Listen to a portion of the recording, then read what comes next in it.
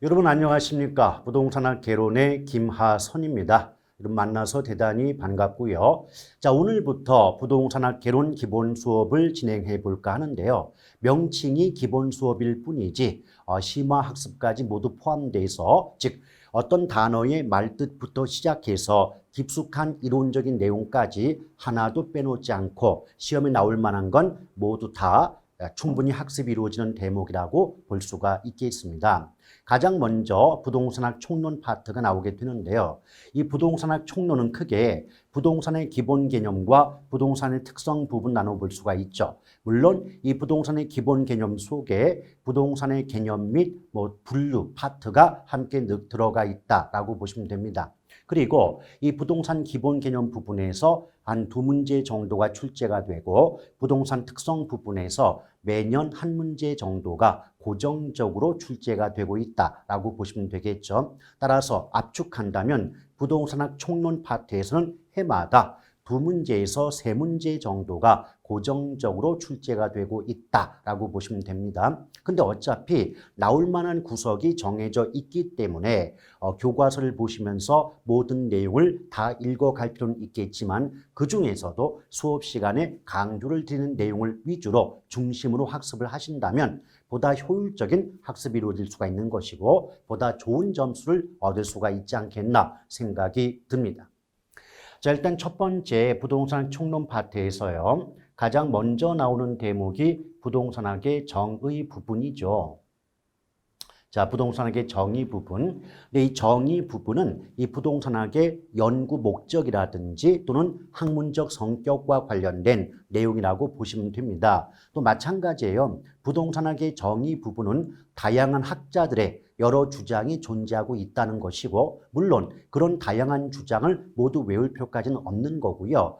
교과서라든지 수업 시간에 배웠던 내용을 계속 반복해서 이런 식의 정의 어떤 주장이 존재하고 있겠구나는 정도만 알아두시면 되는 거고 굳이 일일이 달달달달 외우실 필요까지는 없는 부분이라고 보시면 됩니다. 일단 부동산학의 정의 부분을 보니까요. 부동산을 대상으로 전개하는 여러 관리적 측면의 행위인 부동산 활동과 부동산 현상을 연구하여 부동산과 인간의 관계 개선을 바탕으로 부동산 활동의 능률성을 제고하는 데 그 목적 있는 학문 체계다라고 나와 있죠. 따라서 일단 첫 번째 파트를 보게 되면 부동산학의 연구 대상은 부동산 활동과 부동산 현상 두 가지로 압축해 볼 수가 있다는 의미가 되는 거고요.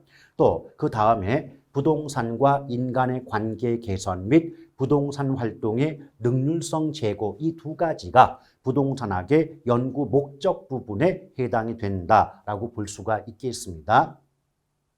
더불어 우리 부동산학은 종합적인 응용과학의 성격을 갖는다라고 볼 수가 있는 것이고요. 그래서 부동산학은 현실적인 부동산 문제를 해결하고자 하는 경험 응용과학의 성격을 갖는다. 이런 정의 부분을 정확히 알아두시면 되겠습니다. 또 나머지 1번, 2번 부분은요. 굳이 외울 부분은 아니고요. 여러 학자들의 주장 내용을 연결해 놓았고 나열한 것에 불과하다 보니까 이런 주장, 이런 정의도 있구나는 정도만 읽어보심으로써 익혀두시면 되는 겁니다. 자, 그럴 때 이제 토지 계량물 이런 말 나오는데 굳이 우리가 계량물의 의의까지는 알아두실 필요는 없는 거예요. 무슨 말이냐면 실제 시험 문제에서 계량물의 뜻이 뭐냐, 어떤 것들을 계량물이라고 하느냐를 물어보는 경우는 없다고 보셔도 무방하십니다. 기출문제는 둘째 치고라도 각종 모의고사나 또는 시중의 문제집에서조차도 계량물에 대해서 다루고 있는 건 없기 때문에 굳이 살펴볼 필요가 없는 대목이에요. 물론 교과서에 있다 보니까 그냥 가벼운 마음으로 한번 참고 삼아 읽어보시면 되겠습니다만은 굳이 외우거나 공부할 필요는 없는 대목이라고 볼 수가 있겠죠. 자, 그 아래를 내려오시면 부동산학의 학문적 성격이라고 나와 있는데 부동산학의 학문적 성격은 크게 5가지 정도로 구분해 볼 수가 있습니다. 첫 번째 종합과학이다. 두 번째 응용과학, 세 번째 경험과학, 네 번째 규범과학, 다섯 번째 인문사회과학 이렇게 5가지 정도의 성격을 가지고 있다라고 보시면 돼요. 그런데 첫 번째 보면 종합이란 말 나와 있지 않습니까? 그럼 종합이란 말 자체가 하나가 아니라 여러 개라는 의미를 담고 있겠죠. 즉 부동산학이 종합과학이다. 이 말의 의미는 부동산학은 단일한 하나의 학문 체계가 아니라 부동산과 관련된 여러 주변 과학, 여러 주변 학문의 영향을 받아서 성립이 됐다는 관점에서 종합과학의 성격을 갖는다. 이렇게 표현해 볼 수가 있죠. 물론 나중에 보면 아시겠지만 그 여러 학문, 즉 부동산학에 영향을 준 여러 학문 중에서도 가장 크게 영향을 준 분야가 크게 세 가지입니다. 바로 법학, 건축공학, 경제학이죠. 법학, 공학, 경제학 이 세 가지 학문이 부동산학 성립에 가장 크게 영향을 준 분야라고 기억할 필요가 있는 거고요. 두 번째, 응용과학이다. 일단 응용과학에 대한 설명을 드리기에 앞서서 응용과학의 반대말이 기초과학, 순수과학에 해당이 됩니다. 따라서 부동산학의 학문적 성격 중에 하나가 응용과학이다 보니까 문제 속에서, 지문 속에서 부동산학이 나왔는데 기초과학이다, 순수과학이다 이런 말이 들어가면 무조건 틀릴 수밖에 없다는 점을 아울러 기억하실 필요가 있는 거예요. 다시 한번 응용과학의 반대말은 기초과학, 순수과학이에요. 따라서 문장 속에 부동산학의 학문적 성격을 얘기하면서 기초과학이다, 순수과학이다 이런 식의 말 나오면 그 문장 무조건 틀린다. 꼭 기억하시길 바랍니다. 또 응용한다라고 하는 것은 뭐냐면 어떤 학문적인 연구, 어떤 이론적인 지식을 발견하는 것에 끝나는 것이 아니라 그 발견된 이론적인 지식과 어떤 원리를 바탕으로 현실적인 부동산 문제를 해결하는 데 적용한다는 관점에서 응용과학의 성격을 갖는다라고 보는 거예요. 따라서 요령을 한 가지 알려드려 본다면 기출, 어떤 지문 속에서 현실의 부동산 문제를 해결 또는 현실적 문제 해결에 적용 이런 식의 지문이 등장하게 되면 그때의 정답은 응용과학이라고 보시면 되는 겁니다. 아시겠죠? 또한 세 번째 경험과학 나왔는데 경험과학이란 말은 부동산학은 추상적인 학문이 아니라는 거죠. 현실에 존재하는 부동산 활동과 현상을 연구 대상으로 삼아서 어떤 연구가 이루어지는 학문 체계가 바로 부동산 학이기 때문에 경험과학의 성격을 갖는다라고 보는 거예요. 따라서 요령 중에 하나가 뭐냐면 지문 속에서 부동산 학은 추상적 학문이 아니다 이렇게 말 나오면 그 문장은 경험과학을 의미하는 표현이겠구나 라고 생각하시고 답을 고르시면 되는 거예요. 자, 네 번째 사회과학 나와 있죠. 사회과학.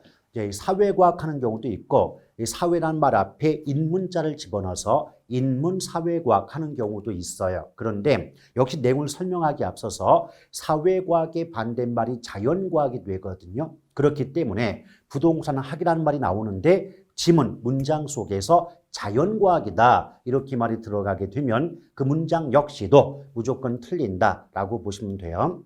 자, 이 복습을 좀 해볼게요. 앞서서 제가 응용과학에 해당이 된다고 하면서 응용과학의 반대말이 기초과학, 순수과학이다. 그래서 기초, 순수과학 들어가면 틀린다 했고요. 또 지금 얘기를 드리면서 부동산학은 사회과학이니까 사회과학의 반대말인 자연과학 들어가면 역시 틀린다라고 말씀드렸죠. 따라서 합치면 부동산학이 나왔는데 지문 속에서, 문장 속에서 기초과학이다, 순수과학이다, 자연과학이다 이런 내용이 들어가 있다면 그 지문은 무조건 틀린다라고 염두에 둘 필요가 있는 거죠. 또한 여러분 우리가 앞으로 이제 개론을 공부하다 보면 그 용어 중에 인문이나 사회라는 말이 들어간 단어가 되게 많아요. 근데 인문이나 사회란 말은 전제 조건이 인간과 관계가 있다는 뜻이에요. 자, 인문이나 사회란 말은 누구와 관계가 있다? 인간과 관계가 있다. 그렇기 때문에 사회과학의 의미는 뭐냐면 부동산학은 인간과 관계가 있는 사회 현상을 연구하는 학문 분야다. 이런 의미를 담고 있는 거죠. 따라서 인간과 무관한 자연 현상은 부동산학의 연구 대상이 될 수가 없기 때문에 부동산학은 사회과학이지 자연과학이 될 수가 없다. 이 점을 꼭 기억할 필요가 있는 것이죠.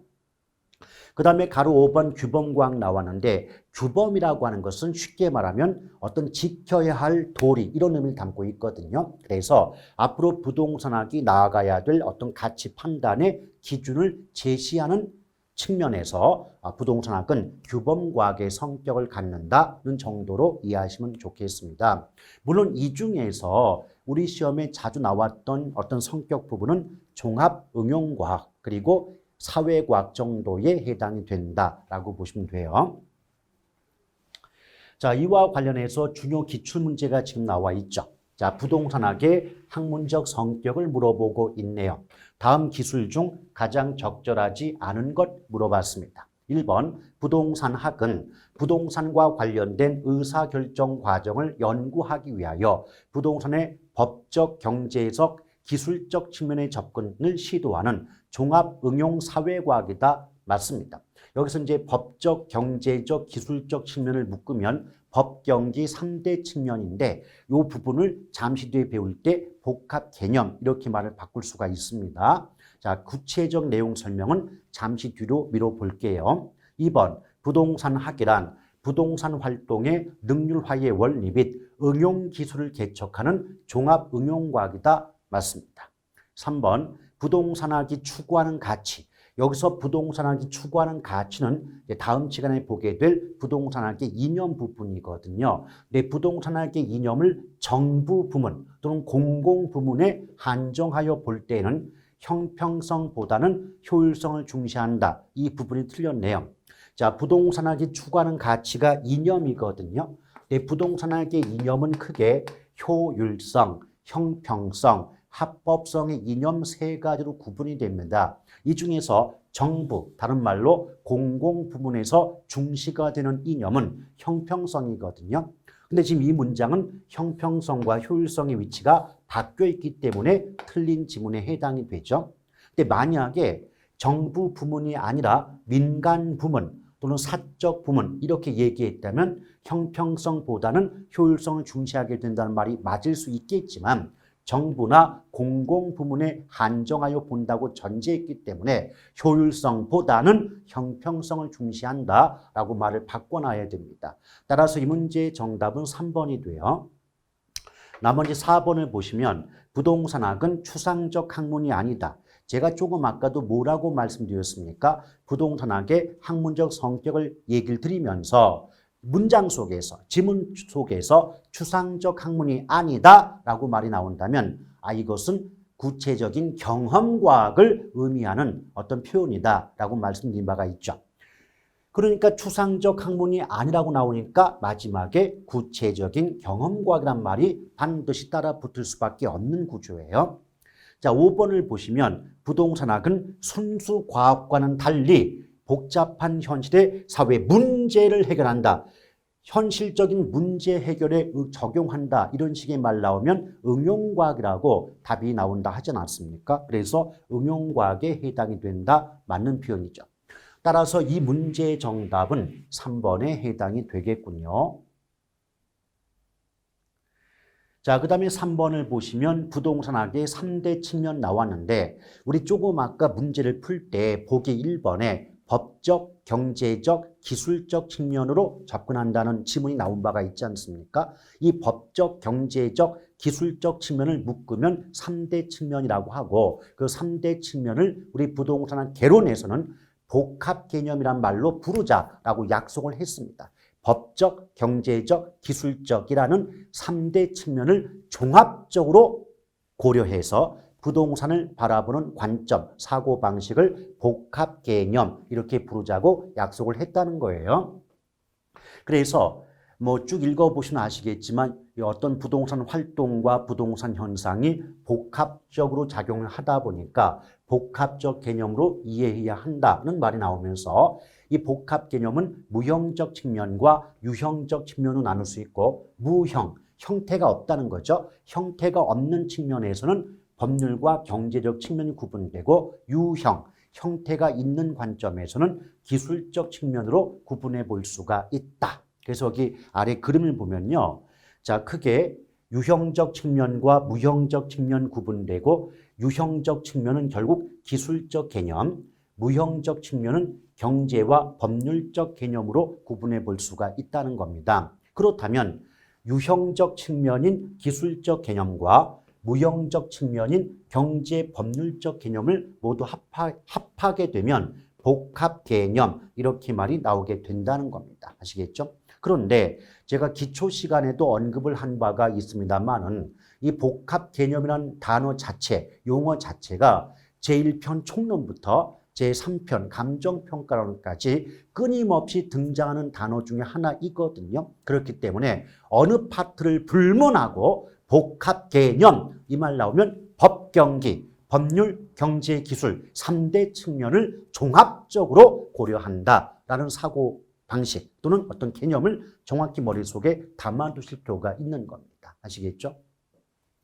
옛날의 기출문제긴 하지만 어떤 식의 문제가 나온 바가 있냐면 복합 개념 물어보면서 유형적 측면, 무형적 측면 나눠보고 유형적 측면에 경제적 측면과 기술적 개념이 포함되고 무형적 측면에는 법률적 개념의 부동산이 포함된다라고 섞어놓는 바람에 틀리게 만든 문제도 있어요. 다시 한번 복합 개념은 법률, 경제, 기술적 개념 3대 측면을 종합적으로 고려한 사고방식인데 이때 경제와 법률은 형태가 보이지 않기 때문에 무형적 측면, 기술 또는 어떤 그 물리적 측면 그러기도 해요. 기술적 측면을 다른 말로 물리적 측면 이런 말 쓰는데 기술과 물리적 측면은 형태가 보인다는 거죠. 쉽게 말하면 재개발한다, 재건축한다 해서 지금 포크레인으로 어떤 땅을 파고 있다. 이건 눈에 보이고 있지 않습니까? 이런 경우가 유형적 측면이다라고 구분하시면 되는 거예요.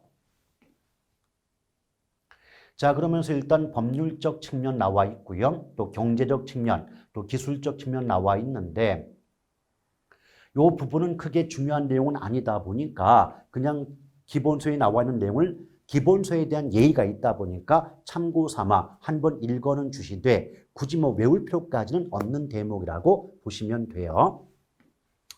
자, 그러면서 이제 부동산학의 이념 부분 나오죠. 우리가 아까 중요 기출 문제를 풀다가 문장 속에서 부동산학이 추구하는 가치 이런 지문을 보신 기억이 있지 않습니까? 바로 이 부동산학이 추구하는 가치 또는 나아가야 할 방향성을 우린 부동산학의 이념 이렇게 말할 수가 있는 것이겠죠. 그래서 여기 보면 부동산학이 나아가야 할 방향성 내지는 부동산학이 추구하는 가치를 부동산학의 이념이라 한다라고 말이 나와 있습니다. 근데 실제로 문제를 해석해 보면 부동산학의 이념 이렇게 출제가 되는 경우보다는 부동산학이 추구하는 가치 이렇게 말을 풀어가지고 문장을 구성하는 경우가 훨씬 많다 보니까 의미를 정확히 좀 알아둘 필요가 있는 거예요. 그런데 이 부동산학의 이념에는 크게 두 가지가 있다는 거죠. 즉 일반 이념과 지도 이념. 여기 보면 부동산학의 이념은 일반 이념과 지도 이념으로 구분할 필요가 있다고 적혀 있지 않습니까? 그렇죠. 이제 구체적으로 일반 이념과 지도 이념에 어떤 것들이 있는가를 살펴볼 필요가 있습니다. 여기 보면 1번 효율성의 원리, 2번 형평성의 원리, 3번 합법성의 원리가 세 가지가 열거되어 있죠. 그래서 효율성, 형평성, 합법성 이 세 가지가 부동산학의 일반 이념에 해당이 된다라고 보시면 돼요. 그런데 이 교과서에 쓰여지는 말을 보면 뭔가 좀 있어 보이고 되게 좀 복잡해 보이는 느낌을 받을 수밖에 없는 거죠. 근데 그건 어차피 기본서이고 이론서이다 보니까 여러 가지 예쁜 말을 다 집어넣고 있을 뿐입니다. 실제 문장은 이렇게 나오진 않는 거죠. 그래서 여러분들은 가볍게 어떻게 기억하면 좋냐면 효율성의 원리는 사적 주체. 자, 사적 주체를 다른 말로 민간 부문 이렇게 말을 바꿀 수도 있겠죠. 또 효율성을 중시한다. 또한 효율성이 사적 또는 민간 부문과 관계가 있기 때문에 당연히 사익성과 연결이 된다. 라고 요 정도만 가볍게 기억하시면 좋겠네요. 근데 그에 비해서 공적 주체. 자, 공적 주체를 다른 말로 뭐라고 할까요? 정부 부문. 이렇게 말을 바꿔낼 수가 있겠죠. 근데 정부 부문에서 중시가 되는 건 형평성이고 정부나 공적 주체가 강조하는 이익은 공익과 관계가 있겠죠. 그래서 공익과 또는 공익성과 연결이 된다. 이렇게 기억할 필요가 있는 거죠. 과거 기출문제를 생각해 본다면 지금 사적 주체 또는 민간 부문을 써놓고 효율성을 중시한다고 해야 되는데 형평성을 중시한다. 이렇게 효율성 대신에 형평성을 집어넣어서 틀리게 만드는 경우가 일반적이라고 보시면 됩니다. 따라서 여러분들은 공부하실 때 어떻게만 지금 부동산학의 일반 이념이 효율성, 형평성, 합법성 세 가지 원리 또는 이념으로 구분되는데 이때 효율성은 사적 부문 또는 민간 부문과 관계가 있으며 당연히 사익과 연결이 된다는 그 부분만 가볍게 기억하시면 되겠고요. 뒤집어서 공적 주체 또는 정부 부문 이렇게만 나오면 형평성을 중시하고 공익과 연결이 된다는 정도만 가볍게 구분하신다면 정답을 구하기에는 상당히 쉽지 않을까 그렇게 생각이 드는 것이죠. 근데 문제가 있어요. 그 효율성과 형평성의 원리는 상호 충돌, 상충관계에 있다는 거죠. 상호 충돌 관계, 다르게 바꾸면 갈등적이고 대립적인 관계에 있다. 이렇게 말을 하기도 해요. 그런데 왜 효율성과 형평성의 원리가 상충관계에 있다고 얘기를 할 수밖에 없느냐? 여러분 생각해 보세요. 다시 한번 복습해 볼게요. 효율성은요, 민간 부문, 사적 부문에서 중시가 되고 사익과 연결이 된다고 배우셨죠? 자, 효율성은 사익입니다. 근데 형평성은 정부 부문, 공적 주체와 관련이 있고 공익과 연결이 된다라고 하지 않았습니까? 맞죠? 그런데 말이죠. 효율성은 사익과 연결되고 형평성이 공익과 연결되다 보면 사익과 공익은 어느 한쪽을 중시하다 보면 나머지 한쪽이 약화될 수밖에 없는 상충관계에 있다는 거예요. 여러분 현실적으로요. 개인의 사적 이익을 지나치게 강조하고 지나치게 중시하다 보면 사회 대중 공공의 이익이 무시되는 경우가 많지 않습니까? 그렇죠. 또 입장을 바꿔서 너무 공공의 이익을 강조하다 보면 개인의 사적인 이익이 희생되는 경우도 많지 않겠습니까? 바로 이런 관점에서 공익과 사익이 상호 충돌 관계에 있는데 그 공익과 연결된 형평성의 원리 또 사익과 연결된 효율성의 원리도 당연히 상호 충돌 관계에 있을 수밖에 없다는 거죠. 오케이? 그렇다면 상충관계에는 상호 충돌하고 대립적이고 갈등적인 관계에는 효율성과 형평성의 원리를 조화 또는 공익과 사익의 적절한 조화를 도모할 필요가 있는데 그 적절한 조화를 도모하는 원리로 작용하는 게 바로 합법성의 원리다라고 보시면 돼요. 즉 다시 말한다면 합법이 뭘까요? 법이 허용하는 테두리 내에서 이루어진다면 인정하겠다는 의미가 되지 않습니까? 그렇죠. 그래서 어떤 공공의 이익을 추구하든 개인의 사적 이익을 추구하든 합법, 법이 허용하는 테두리 내에서 이루어진다면 그것은 인정될 수 있지 않겠느냐. 이것이 합법성의 원리가 되겠죠. 그래서 다시 한번 정리한다면 자, 부동산학의 일반 이념은 어떻게? 효율성, 형평성, 합법성. 근데 효율성은 사적 주체, 사익과 연결, 또 형평성은 정부 부문, 공적 주체, 공익과 연결. 따라서 효율성과 형평성 또는 공익과 사익은 상호 충돌, 줄여서 상충관계에 있다. 따라서 상충관계는 공익과 사익의 조화, 상충관계는 효율성과 형평성의 조화를 도모하는 원리가 바로 뭐다? 합법성의 원리, 합법성의 이념이라고 정리하시면 되겠습니다. 그 다음에 이제 내려오시면 부동산학의 지도 이념 부분 나오죠. 근데 부동산학의 지도 이념은 바로 복합 개념으로 접근합니다. 자, 아까 제가 뭐라 그랬죠? 복합 개념 이 말이 나오면 무조건 법률, 경제, 기술, 법경기 3대 측면을 종합적으로 고려한다라고 하지 않았습니까? 따라서 부동산학의 지도 이념은 법률적 측면의 지도 이념, 경제적 측면의 지도 이념, 또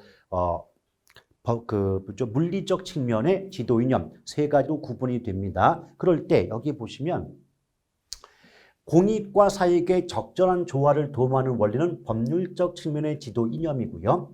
또 효율적 관리의 원리는 경제적 측면, 또 공간 및 환경 가치의 증대 원리는 기술적 측면에 해당이 된다고 보는데 사실 이 부분은요. 부동산학의 이념 부분은 가끔 가다가 일반 이념 위주로 출제가 되는 경우는 있지만 지금까지 지도 이념 자체를 물어본 경우는 거의 없다고 보셔도 무방합니다. 따라서 일단 일반 이념 위주로 공부를 하시되 혹시 모르니까 지도 이념에 법률, 경제, 기술적 측면의 지도 이념 나눠지고 각각 어떤 게 포함이 된다는 정도만 보시면 되지 구체적으로 각각의 내용을 정확히 외울거나 하실 필요까지는 없다라고 보시면 돼요.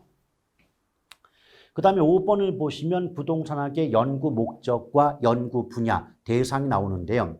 앞서서 부동산학의 정의 부분에서도 살펴본 바가 있지만 부동산학의 연구 목적은 크게 두 가지로 볼 수가 있어요. 첫째, 악화된 부동산과 인간의 관계 개선. 둘째, 부동산 활동의 능률성 제고. 이 두 가지가 부동산학의 연구 목적이라고 보실 수가 있어요. 근데 여기서 보시면 부동산과 인간의 관계를 개선한다. 이게 무슨 말이냐? 일단 관계를 개선한다. 이 말이 나왔다는 건 현재 시점에서 부동산과 인간의 관계가 좋지 못하다. 뭔가 안 좋은 관계에 있다는 거 아니겠습니까? 관계가 좋지 못하니까 관계를 개선함에 목적이 있다고 말이 나올 수 있겠죠. 그렇다면 어떤 관점에서 부동산과 인간의 관계가 안 좋아졌다, 악화되었다 이렇게 말할 수 있을까요? 여러분, 부동산과 관련된 각종 부작용, 여러 가지 부동산 문제가 발생하고 있는 것 아시죠? 예컨대 토지 투기라든지 또 집가가 땅값이 지나치게 높게 올라가는 집가고라는 문제 같은 거. 그래서 토지 투기나 집가고를 비롯한 각종 부동산 문제가 발생하게 되는데 생각을 해보세요. 만약 여기 부동산이 있고요. 인간이 있어요. 그런데 이때 부동산과 인간의 관계가 우호적이고 협력적인 관계라면 부동산과 인간이 결합했을 때 각종 부동산 문제가 발생할까요? 안 할까요? 문제가 발생할 이유가 없는 거죠. 서로 좋은 관계라면. 그렇죠? 그런데 부동산과 인간이 결합하여 각종 부동산 문제가 발생한다. 이 말은 결국 부동산과 인간의 관계가 악화되어 있다. 좋지 못한 관계가 형성되고 있다. 이런 의미를 담고 있는 것이죠. 따라서 우리 아까 부동산학의 학문적 성격을 배우시면서 부동산학은 현실의 부동산 문제를 해결함을 목적으로 하는 응용과학에 해당이 된다라고 배우신 기억이 있지 않습니까? 맞죠? 그래서 부동산과 관련된 여러 가지 부동산 문제를 해결하게 되면 악화된 부동산과 인간의 상호 관계가 개선이 될 수가 있지 않느냐. 이것이 첫 번째 부동산학 연구의 목적 부분에 해당이 되는 거죠. 두 번째, 부동산 활동의 능률화를 추구한다 또는 부동산 활동의 능률성을 제고한다. 표현은 좀 다양하게 등장할 수가 있겠죠. 근데 부동산 활동의 의미가 뭐냐면 조금 이따가 따로 말씀드리겠지만 부동산 활동이라는 말 자체가 인간이 부동산을 대상으로 전개하는 어떤 행동을 우린 부동산 활동이라는 말을 써요. 구체적인 내용은 좀 이따 설명하겠습니다. 그런데 인간이 부동산을 대상으로 어떤 행동을 할 때 그것이 부동산 활동이라고 본다면 그 부동산 활동이 능률화, 보다 잘 이루어지게끔 하는 것이 부동산학 연구의 목적 중에 하나이다라는 점을 기억할 필요가 있겠죠. 그래서 이 배경이 되는 내용을 설명하고자 여러 설명이 길어졌지만 결국 핵심은 뭐예요? 두 가지만 기억하시면 돼요. 부동산학 연구의 목적을 물어본다면 첫 번째, 인간과 부동산의 관계를 개선함의 목적이 있다. 두 번째, 부동산 활동의 능률성을 추구한다 또는 부동산 활동의 능률성을 높임의 목적이 있다. 그 두 가지 압축해서 기억하시면 되는 거예요.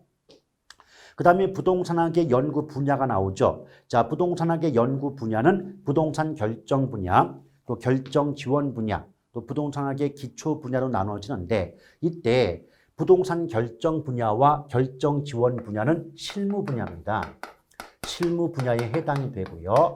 자, 부동산학의 기초 분야가 이론 분야에 해당이 된다라고 보시면 되는데 결론적으로 얘기를 드린다면 부동산학의 기초 분야는 거의 시험화되지 않는다는 점, 따라서 굳이 보실 필요까지는 없어요. 그렇다면 시험에 나올 가능성이 있는 부분은 부동산 결정 분야와 부동산 결정 지원 분야라고 보시면 됩니다. 이 부분도 표를 보시면 아시겠지만 어떤 내용이 담겨져 있는 게 아니라 어떤 것들이 부동산 결정 분야에 속하고 또 무엇들이 부동산 결정 지원 분야에 속해 있는가만 간략하게 소개해 놓고 있지 않습니까? 이유가 있어요. 만약 이 부분에서 출제가 된다, 문제를 물어본다면 내용을 물어보는 게 아니라 다음 중 부동산 결정 분야에 속하지 아니하는 것을 골라라. 또는 부동산 결정 분야에 해당하는 곳을 골라라. 이런 식의 문제가 출제가 되고 있다는 겁니다. 따라서 한 글자씩 따가지고 외워만 두시면 돼요.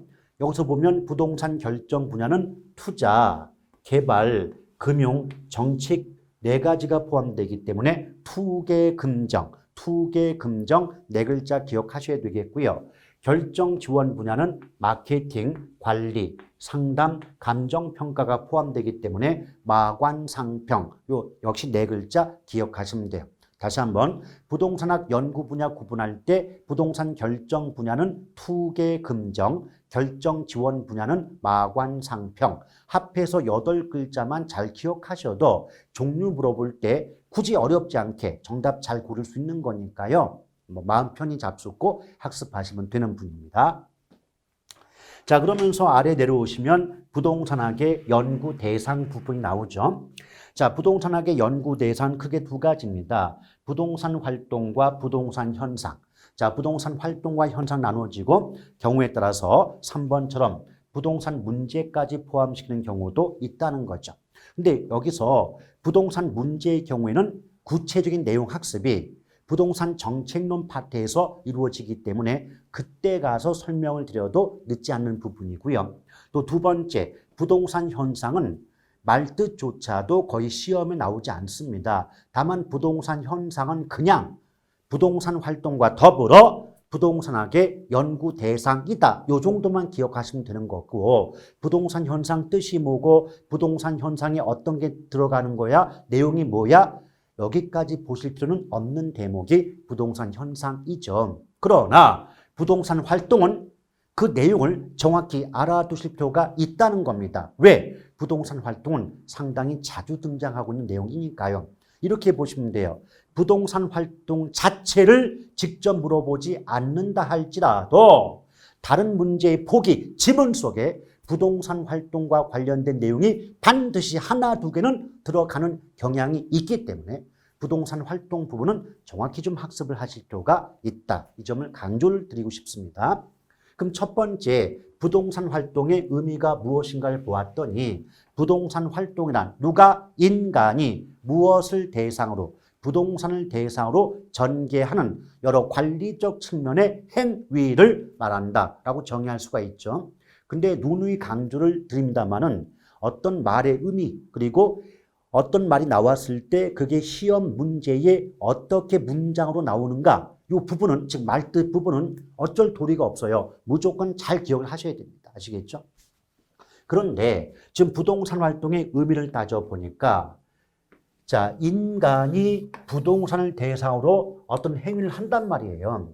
따라서 행위의 주체는 인간이 될 것이고 그 행위의 대상이 부동산이 되는데 이 무엇의 어떤 활동, 행위의 대상을 객체란 말을 쓰죠. 따라서 부동산 활동의 의미를 통해서 부동산 활동의 주체는 인간이며 객체는 부동산임을 알 수가 있는 거죠.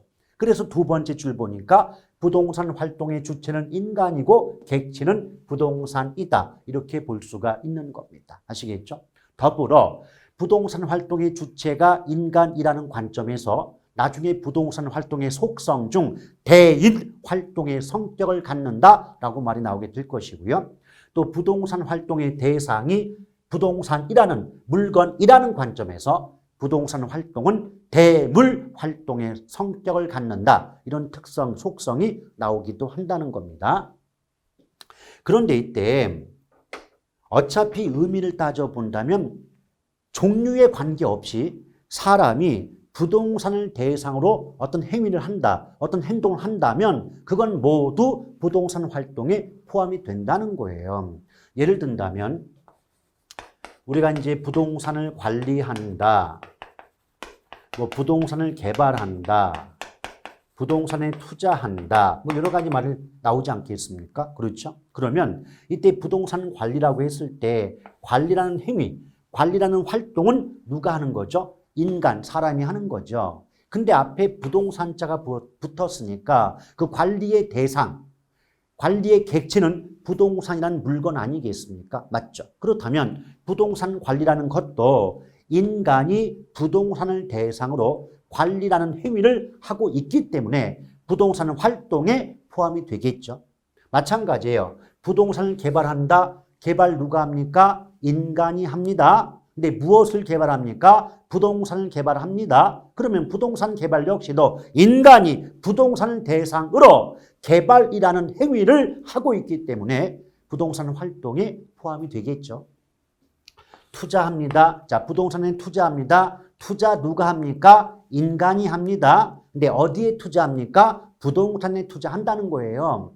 따라서 부동산 투자라는 것도 인간이, 사람이 부동산을 대상으로 돈을 벌고자, 수익을 얻고자 자금을 투입하는 행위라고 정의할 수가 있기 때문에 부동산 투자 역시도 부동산 활동에 포함이 되는 것 아닐까요? 제가 드리고 싶은 말씀은 이거예요.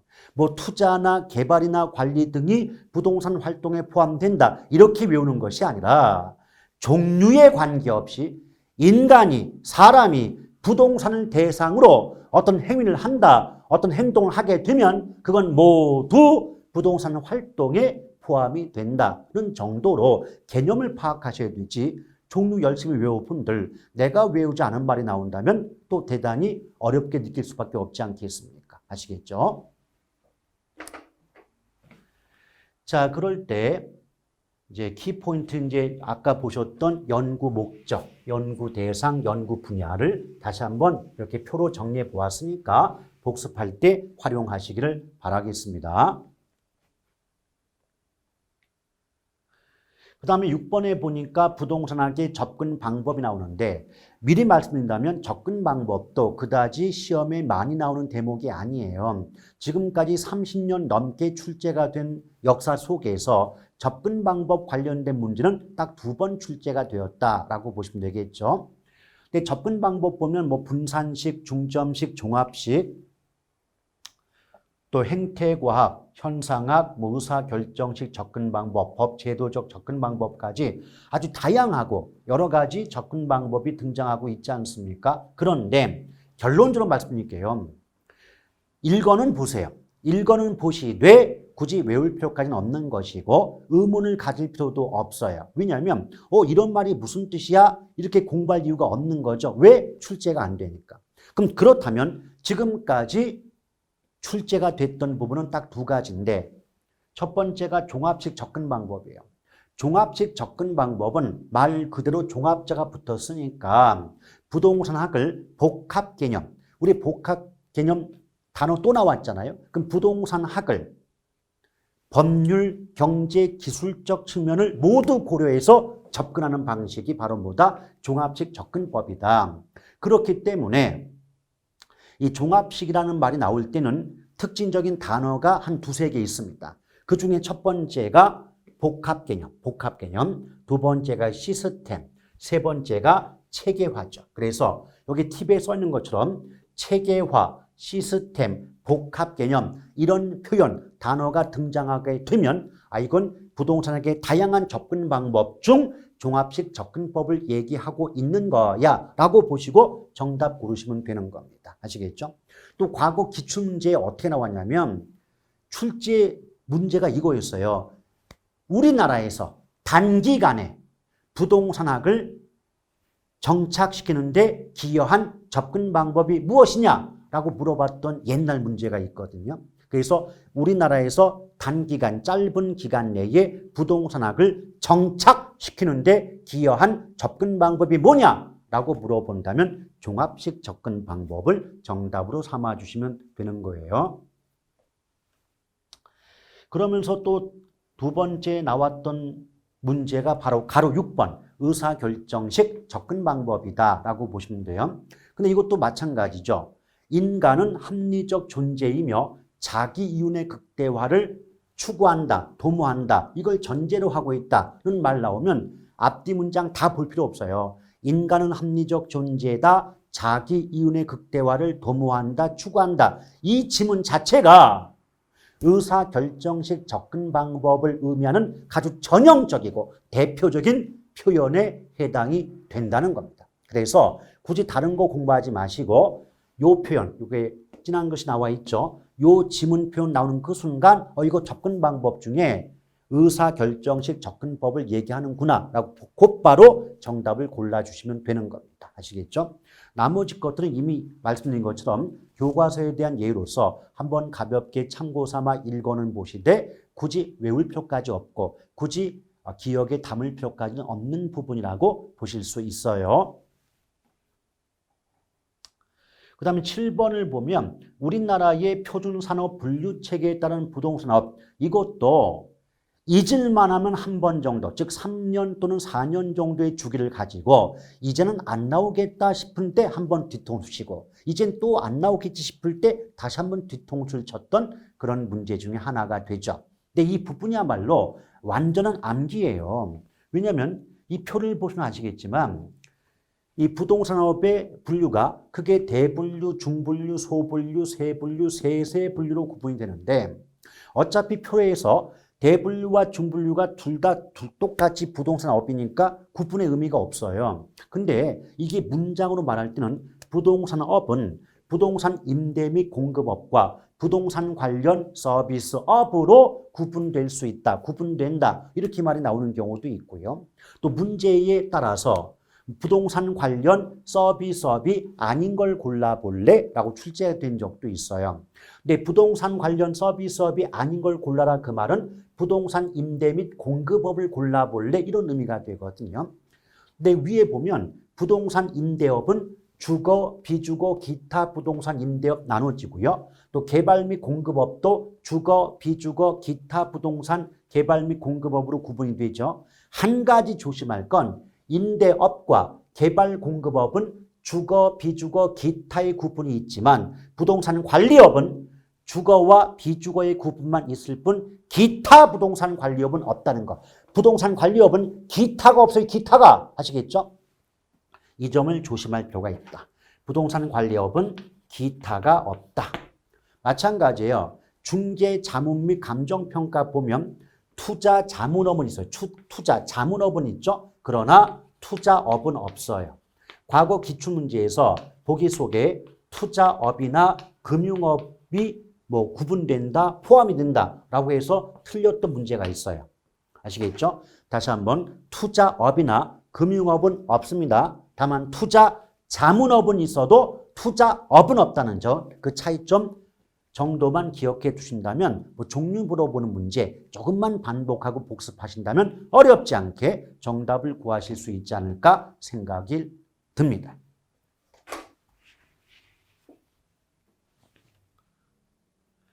자, 이제 부동산 활동이 나왔잖아요. 이미 그 의 부분은 앞서서 보신 것처럼 부동산 활동이란 누가 인간이 무엇을 대상으로 부동산을 대상으로 전개하는 여러 관리적 측면의 행위를 말한다라고 적혀 있지 않습니까? 자, 말뜻 다시 한번 정확히 알아두시고요. 또한 이 의미 속에서 부동산 활동의 주체와 객체가 구분된다 하지 않았습니까? 따라서 부동산 활동의 주체는 인간인데 그 주체 자체가 크게 공적 주체와 사적 주체로 구분이 되고 또 공적 주체와 사적 주체가 결합되는 제3섹터를까지 이제 구분될 수가 있는 거죠. 근데 여기서 보통 나눠질 때요. 자, 부동산 활동의 주체가 공적 주체, 사적 주체, 제3섹터 구분이 될 때요. 경우에 따라서 공적 주체 대신에 제1섹터, 사적 주체 대신에 제2섹터라고 하는 경우도 있고요. 또 이미 짐작하고 계시겠지만 공적 주체, 공자가 나왔으니까 이 속에는 정부나 지방자치단체, 각종 공기업 등이 포함될 수밖에 없겠고 또 사적 주체에는 개인, 기업, 조합 등이 포함된다고 적혀 있지 않습니까? 맞죠? 그런데 이때 과거 기출문제에서 어떤 문제들이 있었냐면 예컨대 다음 중 틀린 걸 골라라 해놓고 정부, 지방자치단체 그리고 토지 소유자 조합 등은 공적 주체에 해당이 된다라고 해서 틀렸던 문제가 있어요. 이때 정부나 지방자치단체가 공적 주체인 건 맞습니다만은 토지 소유자 조합은 대표적인 사적 주체에 해당이 되고 있지 않습니까? 따라서 공적 주체와 사적 주체를 묶어놓고 너 정확히 공적 주체, 사적 주체, 종류 구분할 수 있겠냐? 이런 형태로 출제가 되고 있다고 보시면 됩니다. 또한 이 제3섹터는 한마디로 말하면 민관 합동이죠. 예쁘게 포장하면 공적 주체와 사적 주체의 결합이 제3섹터라고 보시면 되겠어요. 또한 객체는 아까 보신 것처럼 부동산 활동의 객체는 부동산이라는 물건이 되겠죠. 이럴 때 과연 부동산 활동을 어떻게 구분하고 있느냐? 부동산 활동의 구분 역시도 학자들에 따라서 대단히 다양한 구분, 분류가 존재하고 있다. 근데 일반적으로는 소유 활동과 거래 활동으로 나눠지고요. 보통 뭐 행정 활동, 정책 활동, 전문 활동 뭐 이렇게 구분하는 경우도 있습니다만은 시험화되진 않고 있죠. 따라서 여러분들은 어떻게만 기억하겠다? 부동산 활동은 다양한 구분이 존재할 수 있지만 일반적으로는 소유 활동과 거래 활동으로 구분하는 정도만 알아두시면 되는 거죠. 이때 소유 활동은 최유효 이용의 원리가 적용이 되고 거래 활동에는 거래 질서 확립의 원리가 적용이 된다는 정도만 알아두시면 되겠습니다. 아시겠죠? 그래서 과거 기출문제를 보면 소유 활동을 써놓고 거래 질서 확립의 원리, 또 거래 활동을 써놓고 최유효 이용의 원리가 적용된다. 즉 소유 활동과 거래 활동 내용을 거꾸로 뒤집어서 틀리게 만드는 경향이 있다 보니까 정확히 좀 알아두시면 좋겠는데 암기법이 뭐냐면 소유하고 있죠. 부동산 소유하니까 이용한다. 또 거래하니까 거래한다. 이런 식으로 좀 그 어떤 특징을 잡아가지고 기억해 놓으신다면 어렵지 않게 정답 구하실 수 있어요. 다시 한번 부동산 활동을 소유 활동, 거래 활동 구분이 된다고 할 때 소유 활동에는 최유효 이용의 원리, 거래 활동에는 거래 질서 확립의 원리가 적용이 된다. 반드시 구분해서 잘 기억하실 필요가 있습니다.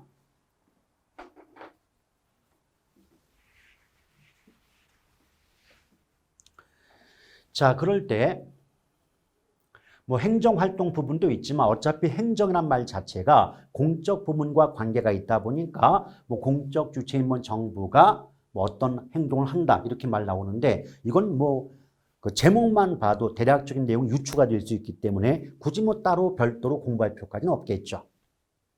자, 부동산 활동의 속성 이 부분은 은근히 자주 등장하고 있다고 보시면 돼요. 자, 부동산 활동의 속성 첫 번째 과학성과 기술성 나오는데 여기 과학성을 보면 과학이란 말 나올 때는 지식과 원리 이런 말이 나옵니다. 그래서 부동산을 연구할 때 어떤 이론적인 지식, 원리를 발견하는 관점에선 과학적으로 잘 해야 되니까 과학성이 바탕이 될 수밖에 없는 거고 그 과학성을 바탕으로 발견된 이론과 원리와 지식을 실무에 응용할 때, 실무에 적용할 때는 기술적으로 잘 해야 되지 않겠니? 는 관점에서 기술성의 속성을 갖는다라고 구분할 수가 있겠습니다. 따라서 여러분들은 만약 상대방이 부동산 활동의 속성을 물어보고 있는데 문장 속에서, 지문 속에서 지식이나 원리 이런 말 붙어 있다면 과학성을 답으로 하시고요. 또 실무에 응용, 실무에 이용한다, 실무에 적용한다, 응용한다 이런 말이 붙으면 기술성을 답으로 하시면 되는 거죠. 따라서 지금 부동산 활동은 과학성과 기술성의 양면성을 함께 가지고 있다. 이 점을 꼭 기억할 필요가 있습니다. 자, 더불어 자, 이번에 보면 사회 공공 사익성 나와 있죠? 사회성, 공공성, 사익성. 근데 이게 무슨 말이냐면 어차피 부동산을 대상으로 어떤 행위가 이루어질 때 개인의 사적 이익을 추구하는 게 기본일 수 있겠지만 부동산은 사회 구성원 전체를 위한 공공재 성격도 있기 때문에 그만큼 사회 공익, 공공성의 속성을 갖는다. 그런 정도로 가볍게 좀 이해하시면 좋겠네요. 자, 전문성도 한두 번 나온 경우 있습니다. 근데 전문성은요, 크게 1차, 2차, 3차 수준의 전문성 구분될 수가 있는데 숫자가 높을수록 전문성이 높다고 보시면 돼요. 근데 굳이 구분한다면 1차를 보면 일반인이에요. 다시 말한다면 부동산 활동 분야와 전혀 관계가 없는 일반인에 의해서 어떤 행동이 이루어질 때 1차 수준의 전문성 이렇게 말씀드릴 수 있는 거거든요. 이게 무슨 말이냐면 예컨대 토지나 건물을 비롯한 부동산의 가치가 얼마쯤 될까 평가하는 작업을 감정평가한다고 하지 않습니까? 그렇죠? 근데 여기 A라는 주택의 가치를 평가하고자 할 때 지나가던 초등학생이 A라는 주택의 가치를 1억으로 평가한다면 이 초등학생은 감정평가 분야와는 전혀 무관한 일반인이고 비전문가에 해당이 되겠죠. 그럼 누구도 이 초등학생의 가치 평가를 귀담아 듣지는 않을 거예요. 신뢰성도 없겠죠. 이런 경우를 1차 수준의 전문성이라고 얘기하죠. 이에 비해서 감정평가 분야의 전문가인 감정평가사가 A라는 주택을 3억으로 평가했다면 이 평가 금액은 감정평가사라는 해당 분야의 전문가에 의한 평가이다 보니까 3차 수준의 전문성에 해당이 된다라고 보시면 되겠습니다. 아시겠죠? 결국 1차와 3차 알았죠? 그럼 2차가 나오잖아요. 근데 2차는 바로 뭐냐면 부동산을 일상 업무로 다루기는 하지만 그 분야의 전문가는 아닌 경우가 2차가 되죠. 그래서 부동산을 일상의 업무로 다루지만 해당 분야의 전문가가 아니다. 대표적으로 공인중개사에 의한 감정평가나 세무공무원의 감정평가는 부동산과 관계는 있지만 감정평가 분야의 전문가는 아니기 때문에 2차 수준의 전문성에 해당이 된다. 이 점 기억하셔야 돼요. 과거 기출문제를 보면 2차 수준의 전문성 요 예를 지문 속에 적어놓고 이는 3차 수준의 전문성에 해당한다. 2차인데 3차. 그 숫자 바꿔서 틀리게 만든 적이 있으니까 유념할 필요가 있습니다. 자, 그 다음에 나머지 건 크게 필요 없고요. 자, 4번의 윤리성도 마찬가지예요. 윤리성 보면은 유형에서 고용윤리, 조직윤리, 서비스윤리 이렇게 막 나눠지지 않습니까? 사실 이 부분을 물어본 경우는 한 번도 없었고 기출문제는 둘째치고 시중의 문제집이나 모의고사에서조차도 이런 문제를 물어보진 않기 때문에 안 보셔도 큰 지장이 없는 대목입니다. 근데 한 가지만 말씀드린다면 윤리적으로 행동해야 된다는 건 나의 이익 때문에 상대방 이익을 무시하면 안 되지 않겠느냐. 이것을 우리는 윤리성이다라고 보시면 돼요. 조심할 건 그 윤리성은 거래 당사자와 중개업자 모두에게 요구된다라고 보시면 되겠습니다. 그래서 거래 당사자와 부동산업의 종사자, 즉 중개업자가 되겠죠. 그럼 거래 당사자, 종사자 모두에게 윤리성 요구되는 거죠. 근데 과거 기출문제에서 어떤 말이 있었냐면 거래 당사자는 사적 이익을 추구하다 보니까 윤리성을 요구할 수 없지만 중개업자에게는 윤리성이 요구된다 해서 틀렸던 문제가 있어요. 중개업자뿐 아니라 거래 당사자 모두에게도 윤리성이 요구된다는 점 꼭 기억하시길 바라겠습니다. 자, 나머지 건 이제 참고 삼아 읽어보시고요. 그 다음에 5번의 정보활동 이런 것들은 제가 굳이 설명할 건덕지는 없고요. 내용 읽어보시면 돼요. 즉 정보활동, 대인 대물활동, 우리 아까 부동산 활동의 주체가 인간이니까 대인활동, 객체가 부동산이기 때문에 대물활동의 속성 갖는다. 미리 언급을 해드린 바가 있지요. 또 임장 활동, 공간 활동, 배려의 장기성, 복합 개념 등이 부동산 활동의 속성에 포함이 된다라고 보시면 되겠습니다. 자, 일단 여기까지 보시고 부동산 활동의 일반 원칙 부분부터는 다음 시간으로 이어가도록 하겠습니다.